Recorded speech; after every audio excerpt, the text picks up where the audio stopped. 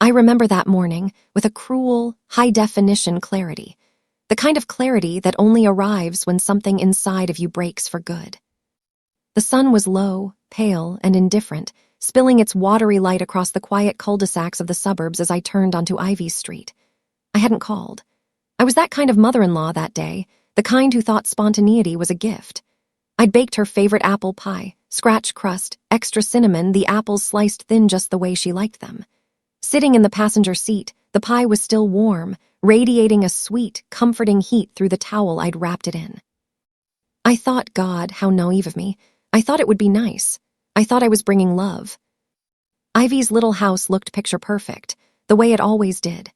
It was the house my son Ethan had bought for them 2 years ago. White picket fence, a porch swing that moved slightly in the morning breeze, hanging baskets of petunias spilling purple over the railings. It should have felt welcoming. It usually did.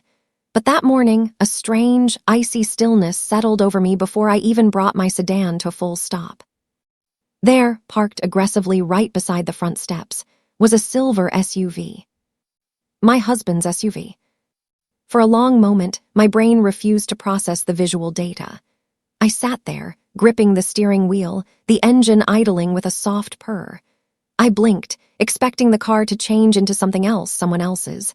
Maybe Harrison lent it to Ethan, I thought, grasping at straws. Maybe he dropped something off on his way to the office. But Harrison never went to Ivy's, not without me, and certainly not at 10:00 a.m. on a Tuesday when he was supposed to be in a strategy meeting across town. My chest tightened, a physical squeeze that made it hard to draw a full breath. I turned off the ignition. The silence of the street was sudden and heavy. I stared at that silver hood, the morning light glinting off the chrome, as if staring long enough could make it disappear. It didn't. I got out of the car slowly. My legs felt heavy, like I was wading through deep water. I reached in and grabbed the pie, holding it with both hands like a shield. The gravel of the driveway crunched beneath my loafers, every step sounding explosively loud in the quiet morning. Crunch, crunch, crunch. I didn't go to the front door. Instinct, ancient and warning, pulled me toward the side of the house, toward the kitchen window, the one by the breakfast nook where Ivy liked to drink her tea. As I got closer, the sound drifted out. Laughter. It wasn't the polite laughter of a father-in-law dropping off a forgotten package. It was soft, teasing, intimate. I froze, pressing my back against the siding, hidden by a tall hydrangea bush. The voices were clear now. First hers, Ivy. "You're late," she said. Her voice had a playful, scolding lilt to it, a tone she used on Ethan, but sharper, more electric. "I thought maybe your wife was keeping you busy."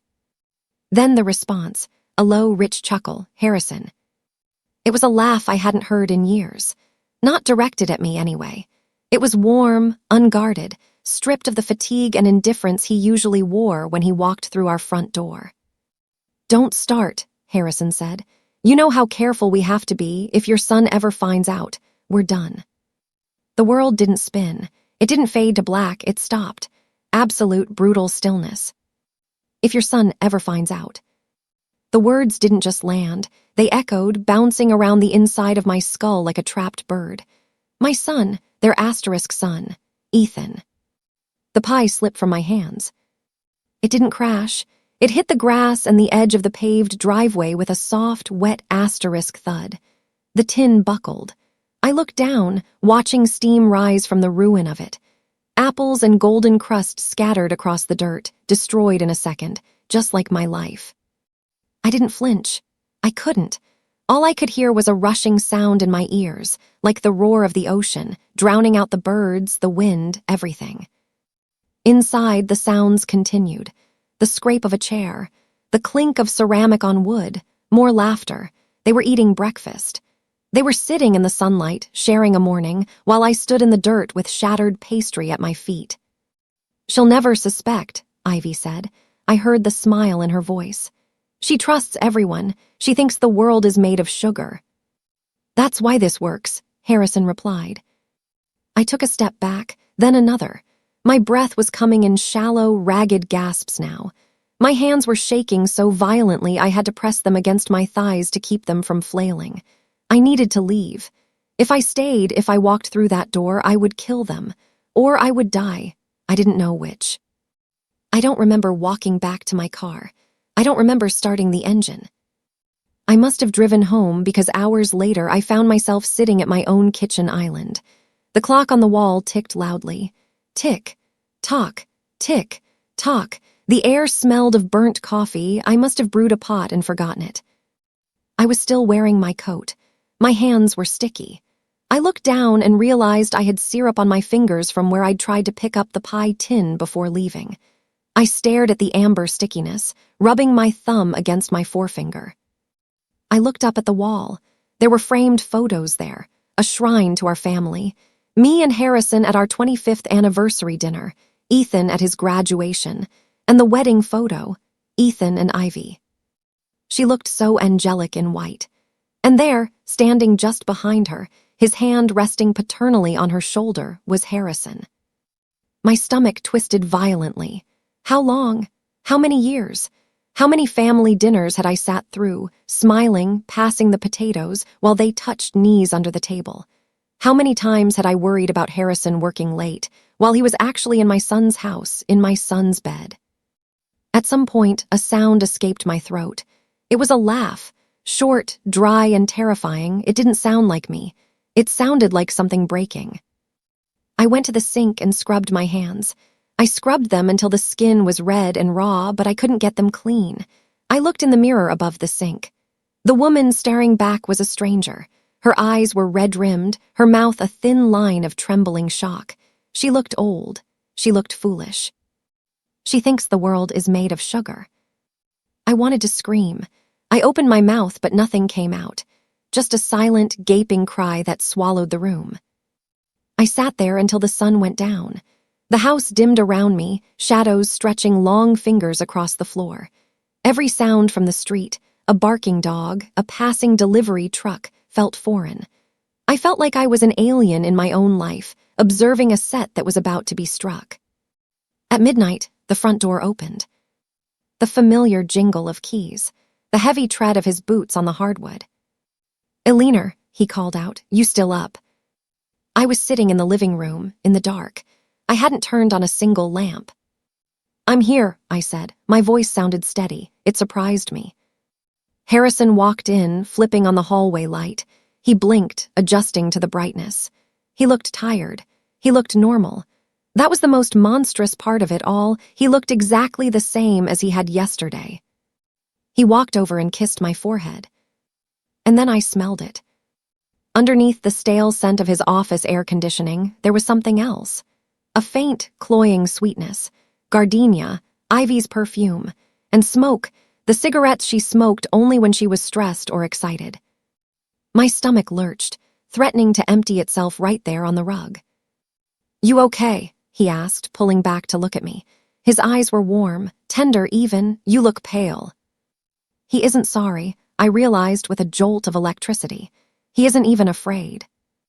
He looked at me with the eyes of a man who believed he was untouchable. He believed I was too stupid, too blindly loyal, to ever see him for what he was. "I'm fine," I lied. My heart was thudding so hard against my ribs I thought he must be able to hear it, like a drum in the quiet room. "Just a migraine. I took something for it." He nodded, satisfied. He didn't really care. He just needed the answer to fit the script. "Go get some rest. I'm going to pour a drink and watch the news." "Okay," I whispered. I walked up the stairs. My legs felt like lead pipes. I went into our bedroom, the bedroom we had shared for decades, and changed into my nightgown. I brushed my teeth. I went through the motions of being a wife. When I climbed into bed, I pulled the duvet up to my chin. I was freezing, a bone-deep cold that had nothing to do with the temperature of the room. 20 minutes later, Harrison slid into bed beside me. He smelled of toothpaste and whiskey now, the gardenia buried but not gone. He sighed, a sound of contentment, and turned off the lamp. "Good night, Elle," he mumbled. "Good night," I said into the dark. I lay there, staring at the ceiling, listening to his breathing slow down. In, out, the rhythm of a man with a clear conscience. The words from the window replayed in my head over and over like a corrupted audio file. If your son ever finds out, we're done. Tears finally leaked from the corners of my eyes, sliding hot and fast into my ears. I didn't wipe them away. I let them fall. I mourned the marriage I thought I had. I mourned the relationship with the daughter-in-law I had loved like my own child. But as the clock on the nightstand ticked toward 3:00 a.m., the tears stopped. The sorrow began to harden. It cooled, crystallizing into something sharp and jagged in the center of my chest. They thought I was weak. They thought I was the nice one.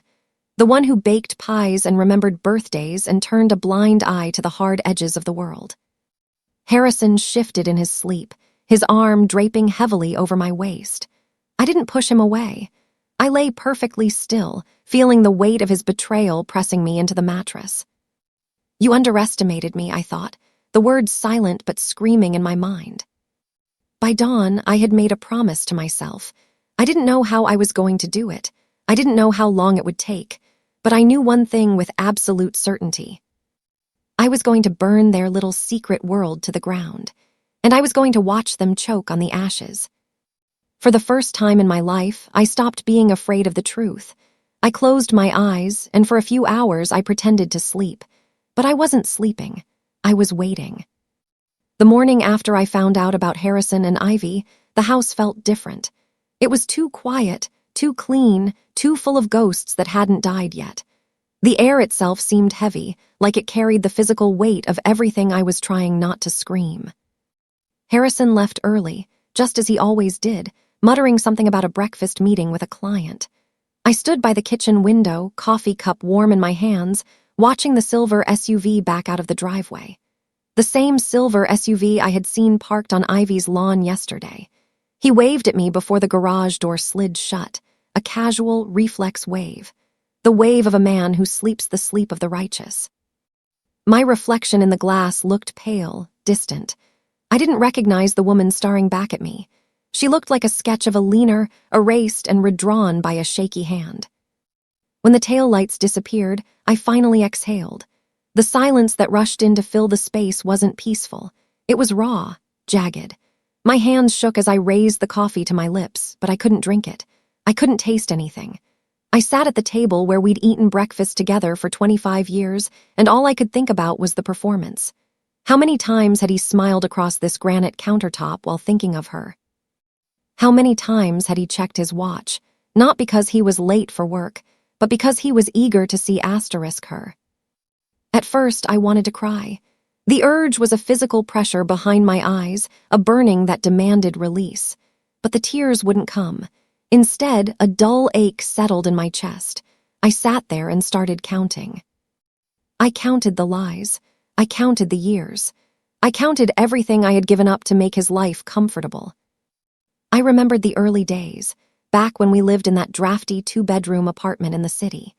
I remembered working double shifts at the library while he finished his MBA, coming home with swollen ankles to cook dinner because he was too stressed to handle chores. I remembered how I cheered for him when he got his first promotion, how I smoothed over his rough edges at corporate parties, charming the bosses he was too arrogant to impress. I remembered how proud I was when our son, Ethan, married Ivy. I had thought she was the daughter I never had. I thought she was the best thing that had ever happened to this family. I laughed then, a bitter, sharp sound that echoed in the empty kitchen. The best thing. The clock ticked on. 10:00 a.m., 11:00 a.m., noon. I didn't move. My whole life, the one I'd built brick by brick, meal by meal, sacrifice by sacrifice, was suddenly revealed to be a house of cards. And they had been pulling out the bottom cards for years. When Ethan called that afternoon, the ringtone made me jump. His face flashed on my phone's screen, smiling, trusting. I reached for it, my thumb hovering over the green button. I almost answered. I almost told him everything right then and there. I wanted to vomit the poison out of my system to tell him, "Your father and your wife are monsters." But my hand froze. I couldn't be the one to destroy his world. Not today. If I told him now, without proof, without a plan, it would be a mess of shouting and denial. Harrison would spin it. Ivy would cry. They would make me look like the hysterical, jealous old woman. So I let it ring. I watched his face on the screen until it went dark. That afternoon, I walked through the house, touching everything. The picture frames on the mantel, the spine of the books in the library, the faded curtains in the guest room. They all felt foreign now. They felt like props on a stage where a tragedy was being performed. I stood in our bedroom, looking at the unmade bed, and something inside me hardened. Harrison had built his world on my trust. Ivy had built hers on my kindness, and both of them had mistaken my silence for stupidity. That realization came slowly, like the first breath after drowning. Painful but necessary. I went downstairs and sat at my little writing desk in the sunroom. I opened a blank notebook, a cheap, spiral-bound thing I used for grocery lists. I picked up a pen. My hand was trembling, but I forced it to be still. I didn't write a diary entry. I didn't write a letter to Harrison. I wrote a list. What is his? What is ours? What I can take. Bank accounts, the house deed, the investment portfolio, the retirement funds, the beach cottage. I wasn't thinking of revenge then, not the Hollywood kind with screaming and thrown vases. I was thinking of survival. I was thinking of reclaiming the ground beneath my feet before they stripped it all away. By evening, the sorrow had begun to recede, replaced by a cold, simmering anger. It wasn't a wildfire, it was a pilot light. Steady, blue, dangerous. When Harrison came home that night, I was sitting in the living room, pretending to read a magazine. The mask was on. He kissed my cheek again, mechanical, thoughtless. I didn't flinch this time. I just watched him. I cataloged every move, every gesture. The way he avoided my eyes while loosening his tie. The way he smiled too easily. "Long day?" he asked, heading for the liquor cabinet. "The longest," I said quietly. He laughed, pouring himself a scotch, not hearing the double meaning. "Tell me about it. The merger is a nightmare." "Liar, I thought. You were with her." When he went upstairs to shower, I stayed behind. I listened to the heavy rhythm of his footsteps on the ceiling. The house no longer felt like a sanctuary. It felt like a battlefield, and he didn't even know the war had started. That night I waited. I lay in bed, feigning sleep, counting his breaths until they deepened into a snore. 2:00 a.m. 3:00 a.m. I slipped out of bed, moving like a ghost. I didn't turn on any lights. I navigated the hallway by memory, stepping over the squeaky floorboard near the linen closet. I made my way to the door of his study.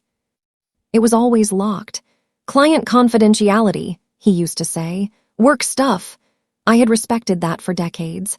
I had respected his privacy because I trusted his character. I reached up to the top of the doorframe, feeling for the ledge. Nothing. Then I remembered the spare key he kept hidden inside the battery compartment of the grandfather clock in the hall, a backup for emergencies. This was an emergency. I retrieved the key, my fingers cold and clumsy. I slid it into the lock. It turned with a soft asterisk click asterisk. I pushed the door open. Inside, the air smelled of him, stale cologne, expensive whiskey, and the faint, ozone hum of electronics. The room was spotless. Too spotless. Harrison was a chaotic man by nature. This orderliness was a disguise. I didn't turn on the overhead light. I clicked on the small brass desk lamp, keeping the glow low. I sat in his leather chair. It felt massive, swallowing me up, and began to search. Drawers, nothing but office supplies. Filing cabinet, locked.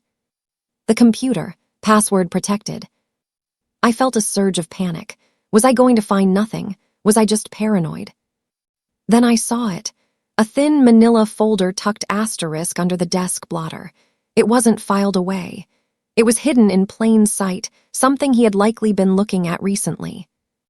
I pulled it out and opened it. It wasn't love letters. It was a printed email chain.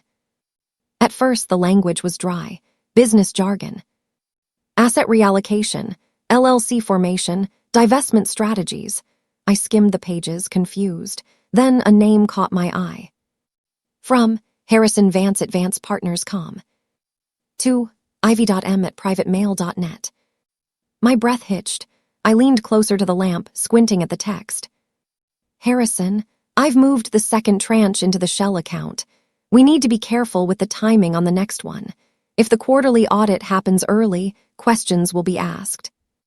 Ivy, just make sure it's done before Ethan checks the trust summary. He's been asking about the portfolio performance lately. If your son notices the dip, we have a problem. Harrison, don't worry. I'll tell him it's market volatility. He trusts me. The transfer needs to go through by the end of the quarter or the down payment on the condo won't clear. My throat went dry. The papers shook in my hands. It wasn't just an affair. It wasn't just sex in the afternoon and whispered secrets. They were stealing. They were moving money out of the family trust, money that technically belonged to Ethan, money that was meant for our future grandchildren. Harrison was funneling it into a secret account for them, for a condo, for a new life. The betrayal mutated in that moment. It shifted from heartbreak to something sharper, something primal. He wasn't just cheating on me, he was robbing his own son. He was cannibalizing his family to feed his lust. I took my phone out and photographed everything. Every page, every email timestamp, every account number mentioned. My hands weren't shaking anymore. They were steady with purpose. I put the folder back exactly where I found it. I locked the door. I put the key back in the clock. When I climbed back into bed beside him, he was still snoring. I looked at his face in the shadows, the slack jaw, the graying hair. I used to think that face was my home. Now it looked like the face of a thief. You want a war, Harrison? I thought, staring at the ceiling. You have no idea what you've just started. 2 days later, I made the appointment. The law office was in the old part of town, in a brick building that smelled of dust and lemon polish. The sign on the frosted glass read, Sela's Thorn, Family Law and Estate Planning. I sat in the waiting room, my hands folded neatly in my lap, clutching my purse like a life preserver. I was wearing my best navy suit. I had put on makeup for the first time in days to hide the dark circles. I tried to read a magazine, but the words swam before my eyes. Mrs. Vance. I looked up. Sela's Thorn stood in the doorway. He was a man in his late 50s, with salt and pepper hair and kind, intelligent eyes behind wire-rimmed glasses. He didn't look like a shark. He looked like a professor. Please come in. His office was lined with books. It felt safe, enclosed. I sat in the leather chair opposite his desk. How can I help you, Alina? He asked. His voice was low, gentle. He was a man who listened more than he spoke. I opened my mouth, but the words stuck. Saying it aloud made it real. Saying it aloud meant admitting that I was the fool, the unwanted wife, the woman who hadn't seen it coming. I swallowed hard. I want to file for divorce. Silas nodded slowly. He didn't look surprised. He picked up a pen. I see. Has something specific happened? I hesitated. The shame washed over me hot and prickly. Yes. Is there someone else? The question hit me like a physical slap. I looked down at my hands, twisting my wedding ring, the ring Harrison had placed there with a promise of asterisk forever. Yes, I whispered. Silas didn't ask for details. He didn't ask who or how long. He simply nodded and wrote something on his legal pad. Okay, we can discuss the grounds later. First, we need to talk about assets, financials. He started listing things, property deeds, tax returns, 401k statements. Cold, practical words. I don't know, I interrupted softly. I don't know where any of it is, Harrison. He handled everything. I trusted him. Silas stopped writing. He looked up at me and his expression softened. That is very common, Alina. Do not blame yourself for trusting your husband. That was your job in the marriage. His job was to be worthy of that trust. Tears pricked my eyes. It was the first time anyone had validated me. However, Silas continued, his voice firming up, that changes today. If you are going to do this, you need to know exactly what you own and exactly what he is trying to hide. I reached into my bag and pulled out the printed photos of the emails I had found in the study. I slid them across the desk. I think he's doing more than just hiding it, I said. I think he's stealing it. Silas picked up the photos. He adjusted his glasses. He read in silence for a long minute. When he looked up, the kindness in his eyes was gone, replaced by a razor-sharp glint of professional aggression. "This changes things," Silas said. "This isn't just a divorce anymore, Aliner. This is fraud. And if we can prove he's leveraging company assets or family trusts for a mistress," he tapped the paper, "we are going to take him to the cleaners." I took a deep breath. For the first time in 3 days, the crushing weight on my chest lightened. I wasn't just a sad, discarded wife. I was a client. I was a plaintiff. I was dangerous. "Tell me what to do," I said. "Gather everything," Silas commanded. "Bank statements, passwords, tax records. Keep pretending everything is normal. Do not let him know you were here. The moment he knows you know, he will try to hide the money. We need to strike before he realizes the war has begun." I nodded. "I can do that." I left his office 30 minutes later. The wind outside was cold, biting at my cheeks. I walked to my car, gripping my keys. I was terrified. The road ahead looked exhausting and lonely. But as I started the engine, I felt a flicker of something else in my gut. It was a stubborn, defiant spark. I drove home to cook dinner for my husband. I would smile. I would ask about his day. I would pour his wine. And while he drank it, thinking he was the smartest man in the room, I would be memorizing the numbers on his credit cards. The mask was on, and I wasn't going to take it off until I was ready to watch him fall. For the next week, I lived 2 lives. By day, I was the devoted wife. I picked up Harrison's dry cleaning. I roasted the chicken with rosemary just the way he liked it.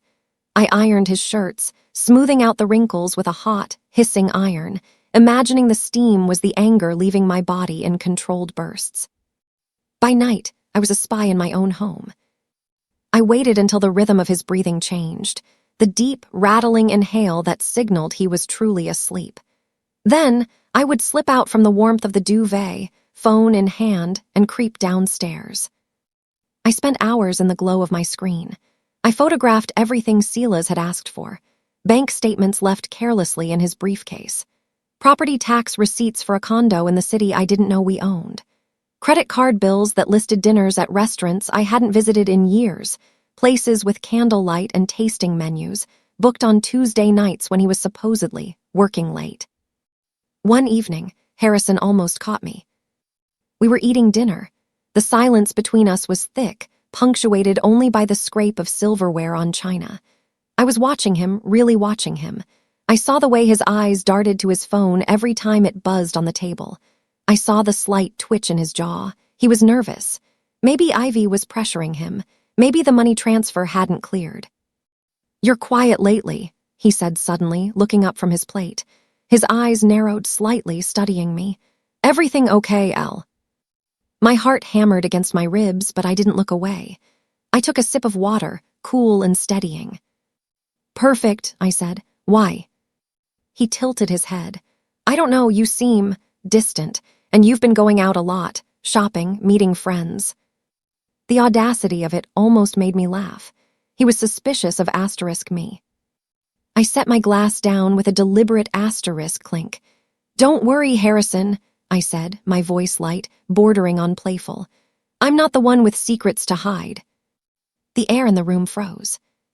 For a second, panic flickered in his eyes, a deer catching the scent of a wolf. But then his arrogance kicked in. He chuckled, shaking his head as he cut into his steak. He couldn't imagine a world where Aliner Vance, the housewife who baked pies and volunteered at the library, would ever challenge him. "You've been reading too many of those mystery novels," he teased, dismissing me. I smiled, a tight, thin smile. Maybe. He didn't know it, but he had just given me the confirmation I needed. He was getting sloppy. He felt safe, and that was exactly where I wanted him. The day I filed for divorce was colder than I expected. It was a Tuesday, exactly 1 week since I had stood outside Ivy's window. The morning was gray and windless, the sky a flat sheet of slate that pressed down on the city. I drove to the courthouse with the radio off. I needed the silence. I needed to hear my own thoughts clearly. Walking up the wide stone steps of the courthouse, I clutched the manila envelope to my chest. My pulse was steady, slow and heavy, like a war drum. I looked at the other people rushing past, lawyers in suits, couples looking miserable, clerks looking bored. They didn't know that for me, the world was ending, and a new one was beginning. The clerk at the filing window was a woman in her 40s with tired eyes and chipping nail polish. She didn't look up when I slid the papers across the counter.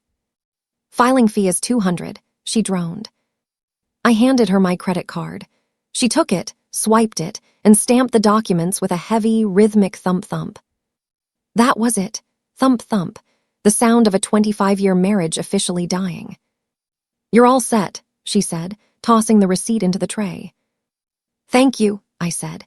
My voice sounded strange to my own ears, hollow but strong.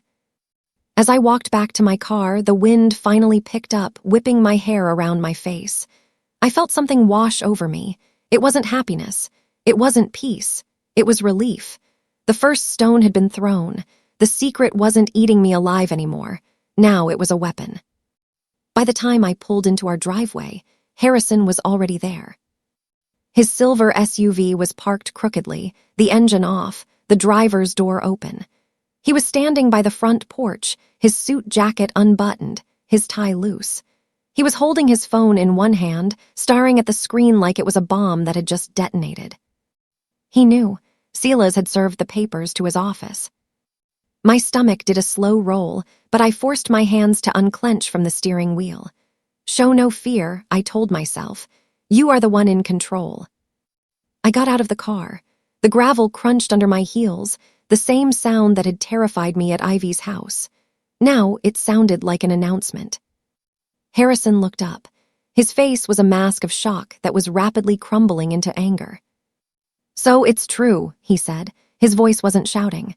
It was sharp, cold, calculating. I walked toward him, stopping a few feet away. "Hello, Harrison." He waved the phone at me. "My secretary just brought this in, a process server, at my office Eleanor, in front of my partners." "I wanted to make sure you got it," I said calmly. He laughed once, a short, humorless bark. "Jesus, Elle, after all these years, you just file without even talking to me first, without a discussion."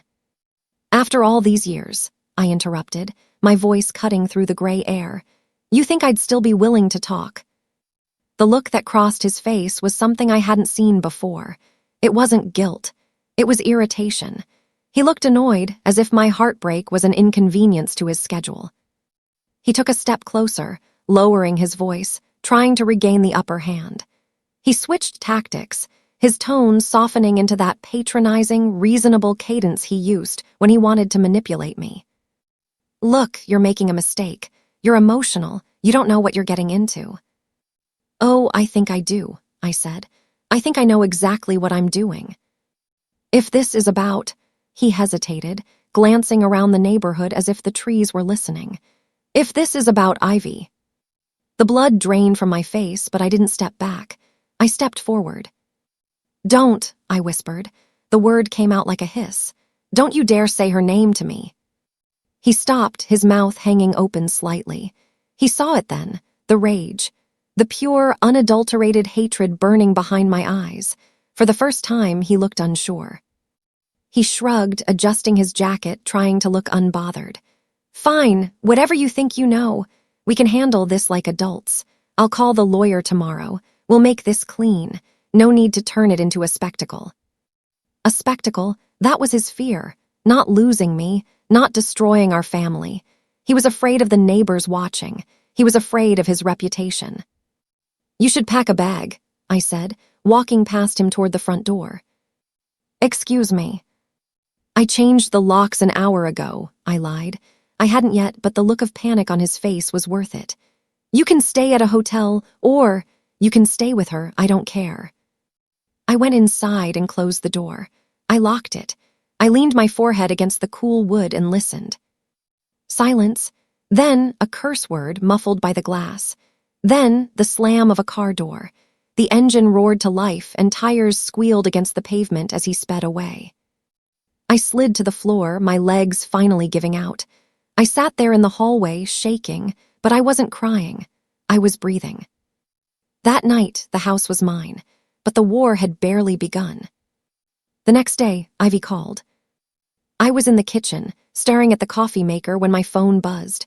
Ivy calling. I stared at the screen. The audacity was breathtaking. Did she think we were still friends? Did she think she could talk her way out of this? I let it ring twice. Then curiosity got the better of me. I wanted to hear her voice. I wanted to hear the fear. I answered, saying nothing. Alina, her voice was sweet, sickeningly sweet, tremulous like a wounded bird. Marilyn, Alina, are you there? Can we talk? There is nothing to talk about, I said. My voice was flat. Please, she begged. You've misunderstood everything. I know how it looks, but I never wanted this. You have to understand. Understand what? I cut in sharply. That you're sleeping with your husband's father, or that you're helping him steal from your husband. There was a sharp intake of breath on the other end. She hadn't expected me to know about the money. She stammered. That's not, we were just. You betrayed my son, I said. You betrayed me. You sat at my table and ate my food while you were laughing at me. That is all I need to know. Wait, Alina, if Ethan finds out. I hung up. My hand was shaking so hard, I almost dropped the phone. I blocked her number. An hour later, a text arrived from Harrison. You're making this worse for everyone. Stop before you regret it. Regret it, the words lingered on the screen. A warning, a threat. That evening, I checked my email. There was a message in my inbox from a sender I didn't recognize. Anonymous 1234. No subject line. I opened it. Just one sentence typed in bold black letters. If you don't want your son to find out everything, you will drop the case. I sat there, the blue light of the laptop illuminating my face. My pulse pounded in my ears. They were getting desperate. They were trying to use Ethan as a shield. They thought his pain would stop me. Fear crept in cold and slithering. What if they hurt him? What if they spun the story so he hated me? They were cornered animals, and cornered animals bite. But then I looked at the folder on my desk. The photos of the bank transfers, the emails, the proof. I wasn't the one with secrets. I wasn't the one who had broken the law. I hit *print. As the printer whirred to life, spitting out the threatening email, I felt the fear harden into something useful. Resolve. You think you can scare me, I whispered to the empty room. You have no idea who you're dealing with. I added the printed email to the growing pile of evidence. Every threat, every call, every desperate attempt to silence me, it was all going to Sela's. They thought they were fighting a heartbroken wife. They didn't realize they were fighting a mother protecting her child's future. And that made me dangerous in a way Harrison Vance could never comprehend. I went to the window and looked out at the dark street. I knew they were out there, plotting, panicking. Come on then, I said softly. Let's finish this. The reprieve didn't last long. 2 nights later, they came together. I was in the kitchen, rinsing a wine glass when the knock rattled the front door. It wasn't the polite tap of a neighbor. It was a heavy, demanding pound. 3 sharp raps. Bang, bang, bang. I froze, the water running cold over my fingers. I turned off the faucet and walked to the hallway, my heart doing a slow, heavy tumble in my chest. I checked the peephole, and my breath hitched. They were standing on my porch, together. Harrison was wearing his navy suit, the one he wore for board meetings when he needed to intimidate someone. Ivy stood beside him. She was wearing a trench coat, belted tightly at the waist, her blonde hair pulled back in a severe bun. She looked pale, her eyes hidden behind oversized sunglasses even though the sun had set an hour ago.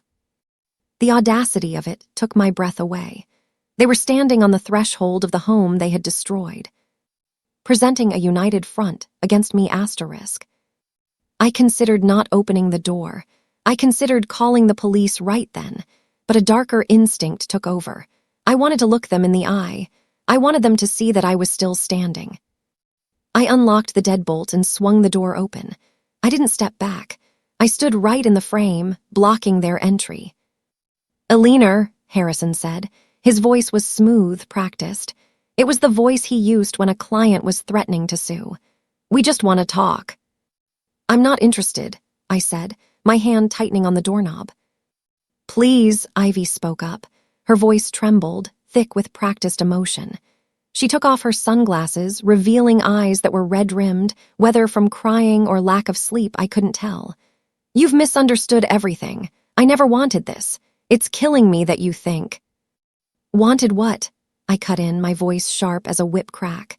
My husband, my family, or the money you two thought you could siphon off before I noticed. Her face hardened.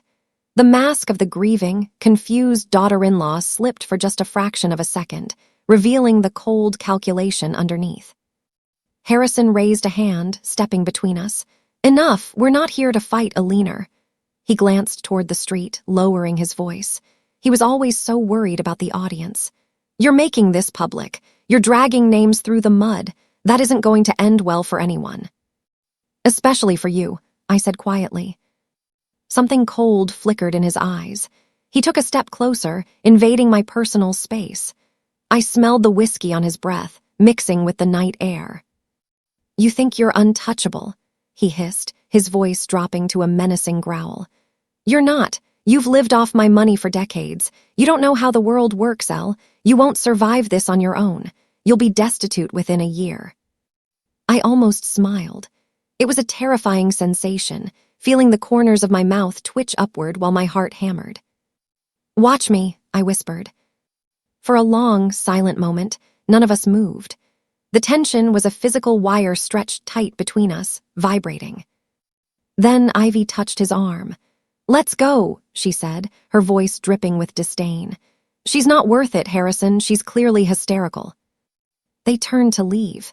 But as they walked down the driveway, under the yellow glow of the street lamp, Ivy looked back over her shoulder. It wasn't a look of regret. It wasn't an apology. It was a glare of pure, concentrated venom. Her eyes narrowed, her lips curled in a sneer that stripped away every layer of the sweet, innocent girl I thought I knew.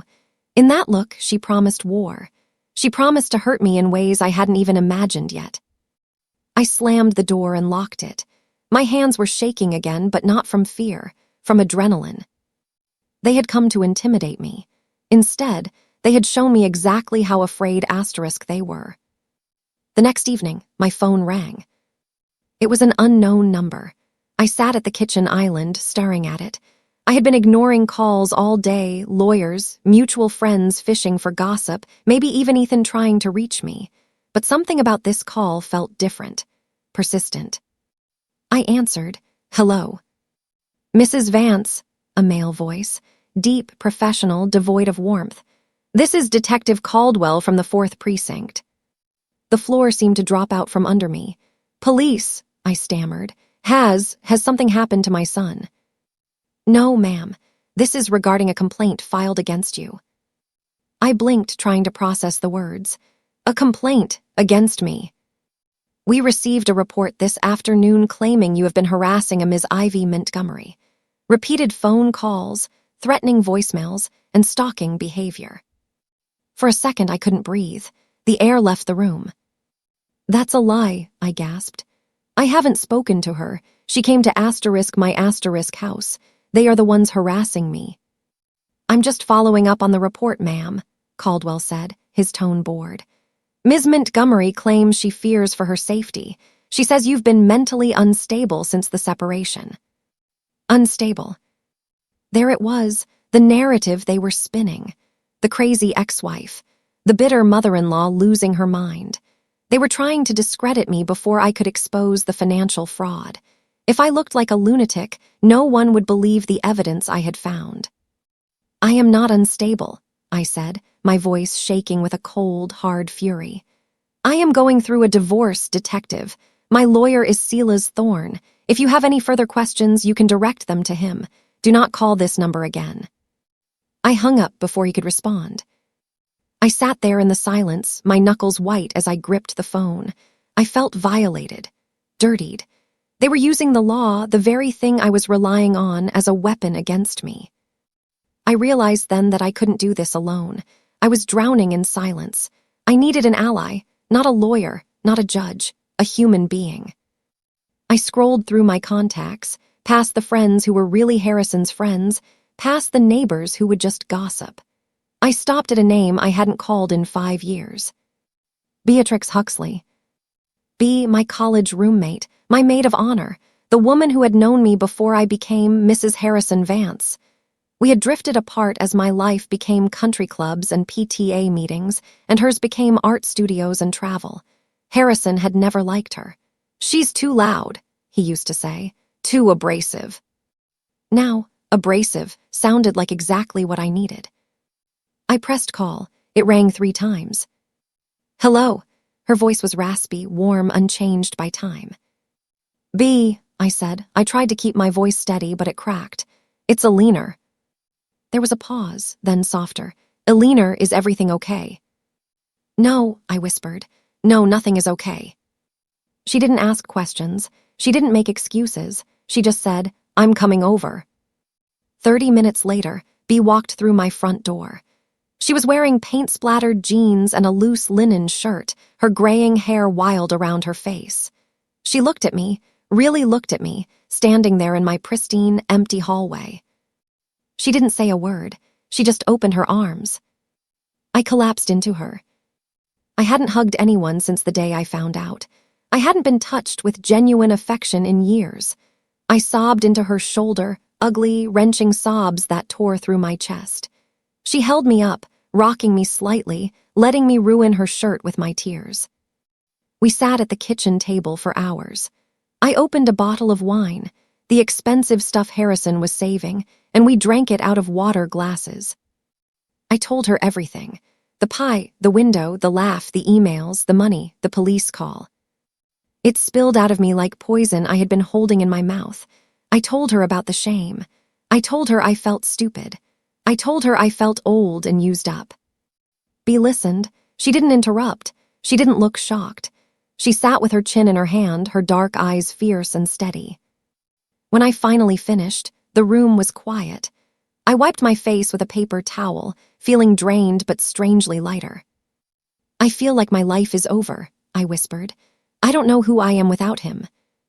B reached across the table and covered my hand with hers.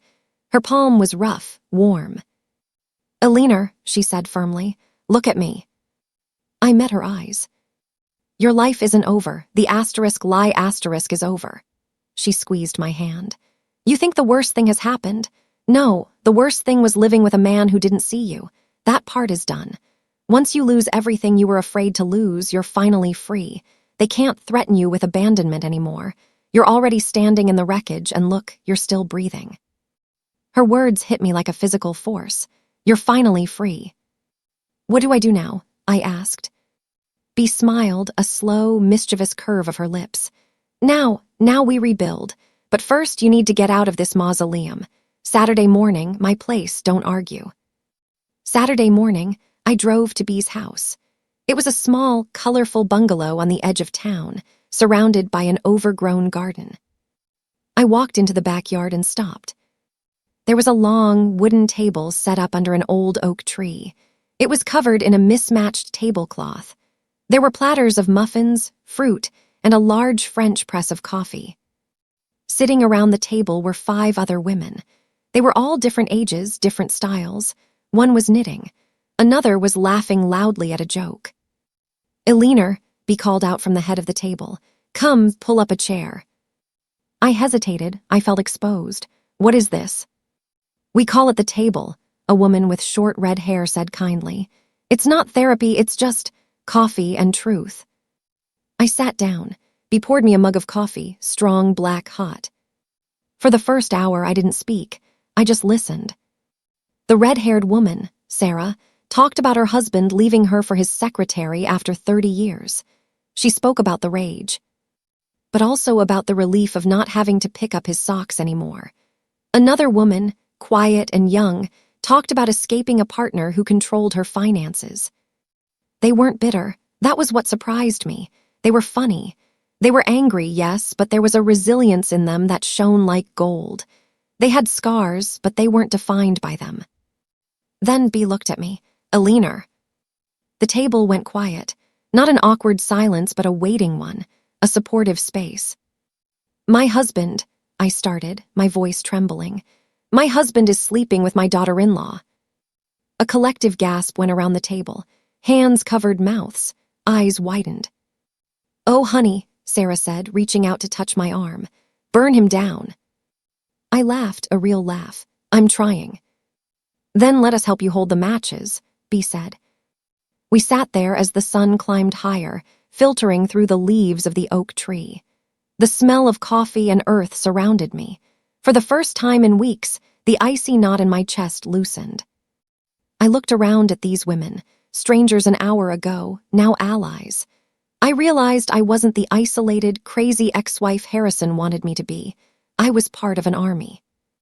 I drove home that afternoon with the windows down. The fear was still there, small and distant, but it no longer controlled me. Harrison and Ivy had their secrets. They had their threats, but I had the truth. And now I had the table. I walked into my empty house, and it didn't feel like a stage anymore. It felt like a war room. I went to my desk, picked up the file Silas needed, and dialed his number. "Silas," I said when he answered, "I'm ready for the hearing. Let's destroy them." The hearing was scheduled for a Tuesday. I remember the specific day because I spent the entire Monday before it scrubbing the floors of my house on my hands and knees. Not because they needed it. The house was pristine, empty of Harrison's clutter, but because I needed to feel like I could scrub the stain of the last few months out of the wood grain itself. I woke up that morning before the alarm. The sky was a bruised purple, transitioning into a hard, bright blue. I felt calm. It was a terrifying kind of calm, the stillness of a bomb just before the timer hits 0. I made coffee, showered, and dressed in a cream-colored suit I had bought specifically for this day. It was sharp, tailored, and expensive. It was armor. I looked in the mirror one last time. There were new lines around my mouth, a shadow of exhaustion under my eyes that concealer couldn't quite hide, but my gaze was steady. The trembling woman who had dropped an apple pie in the dirt was gone. At the courthouse, the air smelled of floor wax and stale anxiety. Silas Thorne met me at the bottom of the wide marble steps. He was holding a thick leather briefcase, his expression unreadable. "You ready, Alina?" he asked, his voice low. "Yes," I said, and for the first time since that morning by Ivy's window, I meant it. We walked into the courtroom. It was smaller than I expected, bathed in the harsh, buzzing glow of fluorescent lights that made everyone look slightly green. Harrison was already there. He sat at the defense table, immaculate as ever in a charcoal suit, checking his watch. He radiated the energy of a man who had a golf game to get to, a man who viewed this hearing as a bureaucratic annoyance rather than the dismantling of his life. And sitting on the bench behind him, not at the table but close enough to touch him, was Ivy. She had dressed the part of the innocent bystander perfectly. A soft pastel cardigan, a modest skirt, her hair pulled back loosely. She wore no jewelry. Her makeup was minimal, designed to make her look fragile, wide-eyed, and young. When she saw me walk in, her lips curled into that polite, pitiful little smile she used to wear at family funerals. I didn't return it. I walked past them, my heels clicking on the linoleum, and took my seat beside Silas. I didn't look at Harrison. I felt his eyes on me, heavy, expectant, waiting for me to crack, but I kept my gaze fixed on the empty judge's bench. "All rise," the bailiff droned. The hearing began with the standard droning of legal procedure. The judge, a stern woman with reading glasses perched on the end of her nose, reviewed the filing. Property, assets, spousal support. Harrison's lawyer, a slick man named Mr. Doyle, started with a rehearsed speech about an amicable separation and standard division of assets. Harrison nodded along, looking bored. He thought this was a negotiation. He thought we were splitting the furniture. Then Silas stood up. The shift in the room was subtle at first. Silas adjusted his glasses and placed a single, thick folder on the table. "Your Honor," Silas said, his voice carrying effortlessly to the back of the room. "While we agree on the dissolution of the marriage, the plaintiff contests the defendant's declaration of assets. We have reason to believe that significant marital funds have been dissipated." Harrison frowned, leaning forward. "Dissipated," he whispered to his lawyer. "Furthermore," Silas continued, relentless and smooth. "We have evidence that these funds were diverted into private accounts controlled by a third party.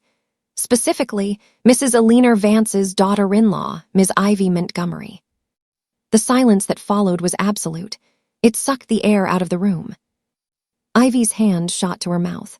The fragile act wavered. "Objection," Harrison's lawyer shot up. "This is hearsay and irrelevant too." "It is entirely relevant to the equitable distribution of the estate," the judge cut in, looking over her glasses. "Mr. Thorne, do you have proof?" "I do, Your Honor." Silas opened the folder. He didn't just produce a paper, he produced a weapon. "Exhibit A," Silas said, handing a stack of documents to the bailiff. "Bank statements from the Vance Family Trust, showing unauthorized withdrawals totaling over $200,000 in the last 6 months. Exhibit B, transfer receipts depositing these exact amounts into an LLC registered to Ms. Montgomery." A murmur went through the courtroom. The stenographer's fingers flew across her keys. Harrison's face went from bored to ashen in the span of 3 seconds. He stared at the papers as if they were venomous snakes. "And finally," Silas said, dropping the final bomb, "Exhibit C, email correspondence between Mr. Vance and Ms. Montgomery, explicitly discussing these transfers to avoid detection by the plaintiff and by Ms. Montgomery's husband, Mr. Ethan Vance. The emails also confirm the nature of their relationship, which provides the motive for this fraud."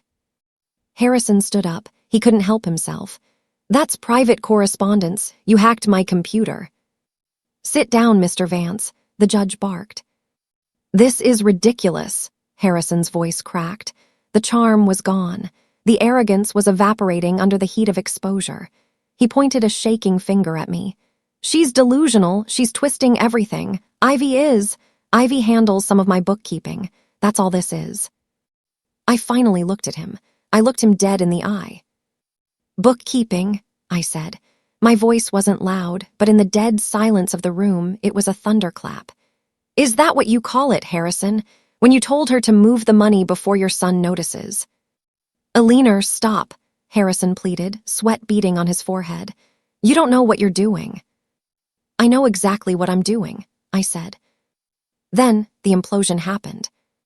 Ivy, realizing the ship was sinking and she was the only one without a life vest, stood up from the bench. Her face was splotchy, her hands trembling violently. "I didn't steal anything," she cried out, her voice shrill. "He told me it was a loan. He said it was his money to give." Harrison whipped around to face her. "Shut up, Ivy." "No," she stepped into the aisle, eyes wild. "I'm not going to jail for you, Harrison. You said she would never find out. You said you had it handled." "I said shut up," Harrison roared. "Mr. Vance," the judge slammed her gavel down. Bang. "Control yourself or I will hold you in contempt." But they couldn't stop. The poison they had fed each other was finally working its way out. "You're the one who wanted the condo," Harrison hissed at her, loud enough for the microphone to catch. "You pressured me for months." "You're the one who wanted to leave her," Ivy screamed back, tears streaming down her face, ruining the innocent makeup. "You told me you hated her. You told me I was the only thing making you feel alive." The courtroom gasped. Even the bailiff looked shocked. I sat perfectly still. I didn't say a word. I didn't have to. Silas leaned back in his chair, crossed his arms, and watched. We were witnessing a suicide pact. They were tearing each other apart, limb by limb, confessing to everything in a desperate attempt to shift the blame. I was confused, Ivy sobbed. Turning to the judge. "He manipulated me. He's my father-in-law. He preyed on me." Harrison looked like he had been punched in the gut. "Preyed on you? You came on to me in the kitchen last Thanksgiving." "Enough," the judge's voice boomed. "Bailiff, remove Ms. Montgomery from the courtroom. Mr. Vance, sit down and be silent, or you will be joining her in the hallway in handcuffs." Ivy was escorted out, weeping hysterically, her pleas echoing off the walls. Harrison collapsed into his chair, burying his face in his hands. He looked small. He looked old. The judge turned to Silas. "Mr. Thorne, I'm granting the freeze on all assets immediately. and I'm referring these documents to the district attorney's office for review regarding the fraud allegations." Silas nodded. "Thank you, Your Honor." It was over. The adrenaline didn't leave me all at once. It drained away slowly as we walked out of the courtroom, leaving me feeling hollow and light, like a husk. The hallway was bright, sunlight streaming through the high windows. Harrison was waiting there. His lawyer was gone, probably in a side room trying to salvage what was left of his career. Harrison was leaning against the wall, staring at the floor.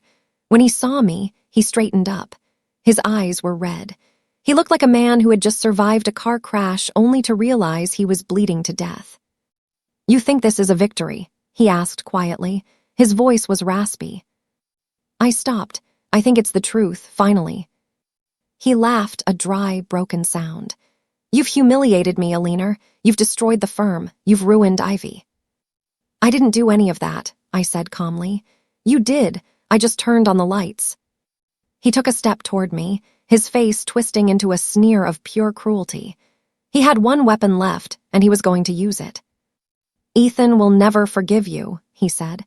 "You think he'll thank you for this? You just destroyed his marriage. You humiliated his wife. He'll hate you for this, Alina. He will hate you for the rest of his life." The words landed like a physical blow. For a second, I felt the fear grip my heart, the fear of losing my son, the only innocent person in this wreckage. But then I remembered the emails. I remembered Harrison stealing from Ethan's trust. I remembered Ivy laughing about fooling him. I stepped closer to Harrison, until I was close enough to smell the sweat and fear on him. "No, Harrison," I said, my voice low and steady as steel. "He won't hate me." I held his gaze. "He will hate you, because I'm the one who told him the truth, and you're the one who made me do it." Harrison flinched. The color drained from his face completely. He opened his mouth to speak, but nothing came out. He realized, finally, that he had nothing left to threaten me with. I turned my back on him and walked toward the exit doors. I pushed them open and stepped out into the cold, clean air of the parking lot. I didn't look back. I got into my car and sat there for a long time. My hands were trembling on the steering wheel. Then my phone rang. The screen lit up. Ethan. I stared at it. This was it, the final act. The judge had ruled, but this was the verdict that actually mattered. I slid my finger across the screen and lifted the phone to my ear. "Ethan." There was silence on the other end, long, heavy silence. I could hear his breathing, ragged, uneven. I could hear the wind in the background like he was standing outside. "Mom." His voice broke on the single syllable. It sounded like he was 6 years old again, waking up from a nightmare. "I'm here, sweetie," I said, tears finally spilling over my cheeks. "I'm here." "Is it true?" he asked. He sounded exhausted. "The lawyer," Mr. Thorne sent me the file, the emails, the money, Ivy, and Dad. He couldn't even say the words together. Ivy and Dad. It was an obscenity. "Yes," I whispered. "It's true." I waited for the anger. I waited for him to scream at me for ruining his life, for not telling him sooner, for letting it get this far. But the scream didn't come. Instead, I heard a sob, a deep, wrenching sound of a man's heart breaking in real time. "I didn't know," he choked out. "Mom, I swear to God, I didn't know." "I know you didn't," I said, gripping the phone tight. "I know." "Why did they do this?" he asked, his voice lost. "Why?" "Because they're selfish," I said, "and because they thought we were weak." Silence again. Then his voice shifted. It hardened. It sounded for the first time like asterisk my son, not Harrison, but mine. "I'm coming over," he said. I can't be in this house. Her things are everywhere. I'm coming to you." "Okay," I said. "Come home." "Mom." "Yes." "I'm sorry," he said. "I'm so sorry I brought her into our family." "Don't," I said fiercely. "You didn't do this, Ethan. You survived it just like me." He hung up. I lowered the phone. I looked out at the parking lot, at the ordinary cars driving by, the ordinary people living their ordinary lives. Harrison was inside that building, ruined. Ivy was somewhere weeping over her lost future. But my son was coming home. I started the car. The engine hummed to life. I wiped my face, put the car in gear, and drove away from the courthouse. The rearview mirror was empty. The war was over. Now I just had to sweep up the ashes. It took 3 weeks for the judgment to be finalized. 3 long, deliberate weeks of waiting, signing papers, reading through dense legal statements, and answering Silas's questions. Every morning I woke up before sunrise, made coffee in my empty kitchen, and stared at the thin gray line of dawn through the window. Every morning I told myself the same thing: don't look back. When the letter finally came, it was thinner than I expected. No ceremony, no drama, just black words on white paper. The court finds in favor of the plaintiff, Eleanor Vance. I read it 3 times, each pass slower than the last. Assets divided, accounts frozen, Ivy's name removed from every corporate document. Harrison ordered to pay restitution for misappropriated funds. All the elegant legal language, stripped down, meant one simple thing: I had won. But victory didn't feel like I had imagined it would. It wasn't loud or bright. It was quiet, heavy. It was a kind of stillness that pressed into my chest, making it hard to breathe, not from pain, but from the sudden absence of the fight. The war was over, and I was the last one standing on the battlefield. The next morning, the headlines hit. It was local business news, but in our circle, it was a nuclear detonation.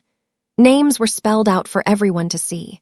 There were photos of Harrison leaving the courthouse, looking hollow-eyed, shoulders bent, with Ivy walking a few steps behind him, hiding her face from the cameras. The press was merciless. Prominent partner ousted in family trust scandal. Father and daughter-in-law accused of fraud. The perfect family turned grotesque. By noon, the firm had announced Harrison's voluntary resignation. Ivy's name disappeared from social media, deleted in a panic. Lawyers circled them like vultures. Friends stopped calling. The neighbors who used to wave at Harrison's silver SUV now turned their backs when he drove by. I thought I would feel satisfaction. Maybe I did in a small, sharp way, but mostly it felt cleaner than that. It wasn't the vindictive thrill I had fantasized about months ago. It was a sense of order being restored. Justice, however late, had finally arrived. A few days later, I saw them by accident. I was coming out of the grocery store, wrestling with a paper bag of oranges, when I spotted a car idling in the fire lane. It wasn't the silver SUV. It was an older sedan, rusted around the wheel wells. Harrison was driving. His hair had gone completely gray in the span of a month, and his suit jacket hung loose on his frame as if he had shrunk. Ivy was in the passenger seat, staring straight ahead, wearing sunglasses even though it was overcast. They were arguing. I couldn't hear the words, but I saw the sharp, jerky movements of their hands, the bitterness, the trap they had built for themselves. Harrison turned his head and saw me.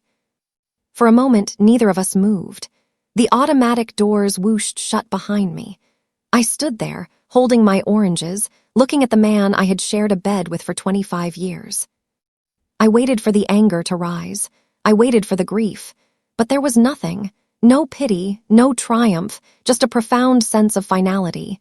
He was a stranger. A sad, foolish stranger who had traded a kingdom for a distraction.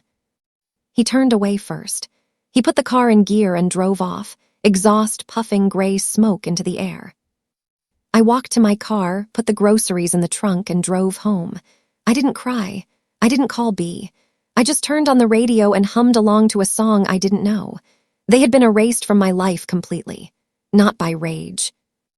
Not by revenge, but by their own irrelevance. Ethan healed slower than I did. He came by on Sundays. We didn't talk about them often. We talked about his new apartment, his job, the weather. But one afternoon, as we were packing up the last of the books in the living room, he stopped. "Mom," he said, looking at a photo of the 3 of us, me, him, and Harrison from a ski trip 10 years ago. "Do you think they're happy, at least?" I took the photo from his hand and placed it gently in the trash bin. "No," I said honestly. "They aren't happy, Ethan. They have each other, but that's all they have. And when you build a relationship on deceit, You spend the rest of your life waiting for the other person to lie to you, too. He nodded slowly. I think you're right. I know I am, I said. Now hand me that tape. By autumn, the house was sold. I didn't want the memories. I didn't want the ghost of Harrison walking the halls. I took my share of the settlement, combined it with the sale of the house, and did something I had wanted to do since I was 20. I moved to the coast. It was a small cottage, miles away from the country clubs and the gossip of the suburbs. It had weathered shingles, a porch that wrapped around two sides, and a view of the Atlantic Ocean that stretched on forever. The air here tasted different.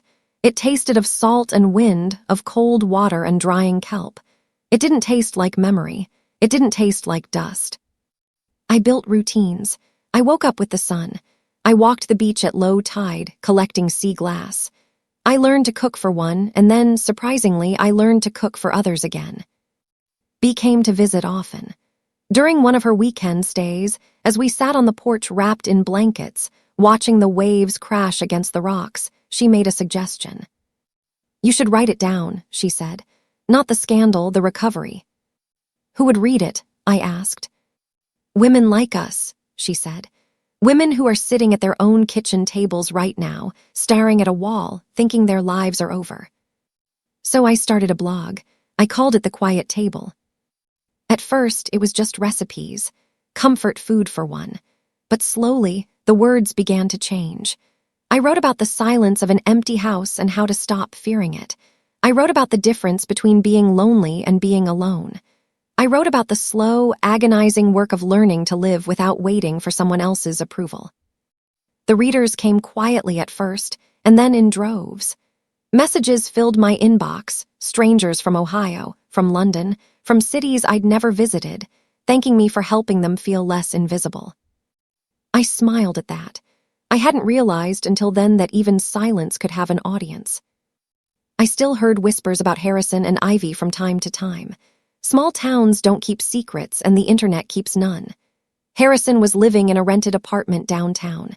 He had suffered a minor heart attack in the winter. No one had visited him in the hospital. Ivy had left town months ago. Rumors swirled. A job in Chicago, a new boyfriend, debts she couldn't pay. Some nights I wondered where she was. I'd picture her in a motel room somewhere, staring at a phone that never rang. Then I'd stop myself. It didn't matter. Justice didn't need me to watch it. One evening, exactly a year after the day I found the car in the driveway, I walked down to the water's edge. The tide was coming in, foaming white against the dark sand. The sky was bruised with the colors of dusk, deep violets, bleeding oranges, and a heavy slate gray. The wind bit at my cheeks, cold and clean. I reached into my coat pocket and pulled out a small, silver object. It was the spare key to the old house, the one I had used to break into Harrison's study. I had kept it in a drawer for months, a talisman of the worst night of my life. I didn't know why I had kept it. Maybe to remind myself that I was capable of breaking rules. Maybe to remind myself of what I had survived. I turned it over in my palm. It felt cold, heavy. It looked like just a piece of metal. It held no power anymore. I looked out at the horizon, where the water met the sky in a blurry line. It's done, I whispered. The sound of the ocean swallowed the words instantly. I pulled my arm back and threw the key. It caught the last light of the dying sun, glinting gold for a split second before it hit the water. It disappeared without a splash. No drama, no echo, just gone. Swallowed by something vast and indifferent. That night, I went back to the cottage and wrote my final entry for the Quiet Table asterisk. I didn't write about Harrison. I didn't write about Ivy. I wrote about the ocean. I typed, there will come a day when you will wake up and realize you no longer need to forgive the people who hurt you. You won't hate them. You won't love them. You won't wish them harm, and you won't wish them well. You will simply stop thinking about them. They will become like characters in a book you read a long time ago, familiar but no longer real. That is the real freedom, not revenge, not justice, just absence. A life finally unshared with those who tried to break it. I hit *publish*. I didn't wait for the comments. I didn't check the stats. I closed the laptop and turned off the lamp. Winter turned into spring. The gray water turned blue. The gulls returned, screaming and diving over the surf. Ethan met a nice girl named Sarah. They came to visit, and the cottage was filled with laughter, new laughter, not the ghostly echoes of the past. Bea moved into the guest room for the summer to paint the coastline. One morning, I woke up early. The house was silent, but it was a warm silence, a silence I had chosen. I made a cup of coffee and stepped out onto the porch. The sun was just cresting the horizon, a burning sphere of gold rising out of the Atlantic. It painted a path of light across the water, leading straight to where I stood. I took a deep breath, filling my lungs with the salt air. I thought about the woman who had stood outside a window with an apple pie, trembling, terrified that her life was ending. I pitied her a little, but I loved her too. She had to break so that I could be built. "You thought you broke me," I whispered to the wind, thinking of Harrison one last time. Then, softly, almost like a prayer, "But you can't break what finally became whole." The sea, endless and forgiving, answered with its roar. Harrison and Ivy were gone, two ghosts swallowed by their own choices, living in the shadows of a story that no longer belonged to them. But I had escaped. I was real. I was here. And as the sun climbed higher, spilling its light over the world, I realized it was the same sun that had watched me fall apart that Tuesday morning. Only now, it was watching me begin again. I turned, walked back inside, and closed the door gently behind me. The tide kept rolling in, washing the slate clean, and I never looked back again. 5 years is a strange amount of time. It's long enough for cells to regenerate, for coastlines to shift under the weight of the tides, and for a woman who once thought her life was over to become someone entirely unrecognizable. I was standing in the kitchen of the cottage, chopping basil from the garden. The air smelled of salt and summer heat. My phone buzzed on the counter, not with a threat or a lawyer's summons, but with a calendar reminder. Book signing City Center, 2:00 p.m. I wiped my hands on a tea towel and smiled. The quiet table hadn't just remained a blog. It had become a movement and then a book. A memoir about resilience, about the art of setting a table for one and eventually setting it for others. It had spent 4 weeks on the bestseller list. "Are you nervous?" Bea asked. She was sitting on my porch swing, painting the horizon. She practically lived here now, claiming the light was better than in the city. "No," I said, realizing it was true. "I'm just curious. I haven't been back to the city in 3 years." "It's just concrete and bad memories, Bea grunted, dipping her brush in blue. "Don't let the ghosts spook you." "I don't believe in ghosts anymore," I said. The drive into the city was surreal. The skyline hadn't changed, but I had. The skyscrapers that used to intimidate me, looming like judges, now just looked like glass boxes. I drove past the old neighborhood, the suburbs where I had spent 25 years playing the perfect wife. I didn't stop. I didn't even slow down. The house was someone else's now. The garden I had planted was probably overgrown or replaced. It didn't matter. The bookstore was crowded. Women of all ages and a few men were lined up, holding copies of my book. I sat at the table, signing my name, Eleanor Vance. The signature was bold, sweeping. It took up space. "Thank you for writing this," a young woman whispered, clutching the book to her chest. "I left him 2 months ago. I didn't think I could survive it until I read your chapter on the first morning." I took her hand. "You will do more than survive," I promised her. "You will fly." It was afterward, as I was leaving the venue, that the past finally caught up with me. I decided to walk to the parking garage. The autumn air was crisp, blowing dead leaves across the sidewalk. I was waiting at a crosswalk, checking my phone, when I felt eyes on me. The sensation was primal. The hair on the back of my neck stood up. I looked across the street. Sitting on a park bench, hunched over a styrofoam cup of coffee, was a man. He was wearing a coat that looked 2 sizes too big for him, the elbows worn thin. His hair was white, thinning rapidly, and his face was mapped with deep lines of bitterness and exhaustion. It took me a full 5 seconds to realize who it was. Harrison. He looked up at that exact moment. Our eyes locked through the traffic. For a heartbeat, the world stopped, but not like it had that day at Ivy's window. There was no rushing in my ears, no collapse, just a clinical, detached observation. He looked terrible. He looked like a man who had spent the last 5 years angry at the world for consequences he had created. The light changed. The walk sign lit up. Harrison stood up. He took a hesitant step toward the curb, his eyes widening. He looked at me, at my tailored coat, my confident posture, the glow of success that probably radiated off me. He looked like he wanted to speak. He raised a hand, half waving, half reaching. "Eleanor," he mouthed. I stood there in the middle of the bustling city. I had a choice. I could cross over. I could yell at him. I could spit on him. I could ask him if Ivy was worth it. I knew she wasn't. I'd heard she left him a year after the scandal, taking what little was left of his retirement. I could demand an apology. But as I looked at him, this small, broken man who had once terrified me with his disapproval, I realized I had nothing to say. I didn't hate him. I didn't pity him. He was just a stranger who looked vaguely familiar, like someone I had gone to high school with 40 years ago. So I did the only thing that made sense.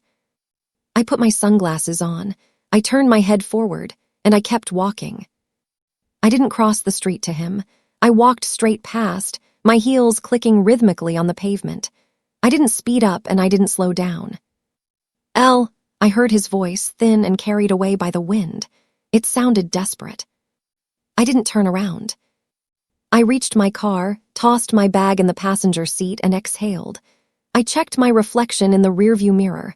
I wasn't shaking. I was smiling. My phone rang as I merged onto the highway, heading back to the coast, back to my real life. "Mom." It was Ethan. His voice was bright, breathless. "I'm here, honey. I'm just leaving the city." "You need to get to the cottage," he said. "We're already there. Sarah went into labor early. We didn't make it to the hospital. The midwife met us there. Mom, she's here." My heart soared, expanding in my chest until it felt like it might burst. "She," I whispered. "A girl," Ethan said, his voice cracking with pure, unadulterated joy. "She's here. She's perfect."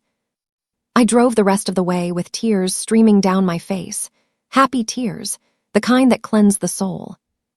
When I walked into the cottage, the sun was setting, filling the room with golden light. Bea was in the kitchen, boiling water. Ethan was sitting in the rocking chair by the fireplace, holding a tiny bundle wrapped in a soft white blanket. I dropped my keys on the table. The noise made Ethan look up. He was beaming. He looked nothing like the shattered young man who had called me from a parking lot 5 years ago. He looked whole. "Mom," he whispered, "come meet her." I crossed the room and knelt beside the chair. Ethan shifted the bundle, revealing a tiny, pink face, eyes squeezed shut against the light. A tuft of dark hair stood up on her head. She smelled of milk and newness. "What's her name?" I asked, reaching out to stroke her unbelievably soft cheek with my finger. Ethan looked at Sarah, who was resting on the sofa, tired but glowing. Sarah nodded. "We named her Hope," Ethan said. "Hope Eleanor Vance." I froze, my throat tightened. "Oh, Ethan, you didn't have to." "We wanted to," he said firmly. "Because you saved us, Mom. You showed us how to survive. She needs to know where her strength comes from." I looked down at my granddaughter, Hope. She would never know the lies.